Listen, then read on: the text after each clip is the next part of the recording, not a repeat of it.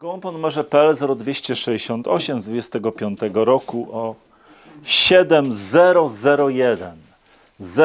001 to barwy szpak samiczka, barwy jasnej z ciemnymi końcówkami, a gołąb pochodzi ze sparowania chyba najbardziej znanych aktualnie i też cenionych szpaków, bo od strony ojca mamy i Good Gris od Leidemanów, mamy Grizzly Mamę, natomiast matką jest imbredowany gołąb Blizzard, King Kittel, także mamy tutaj myślę te gołębie, które aktualnie w całej Europie i na świecie wygrywają, szczególnie na krótkim, średnim dystansie.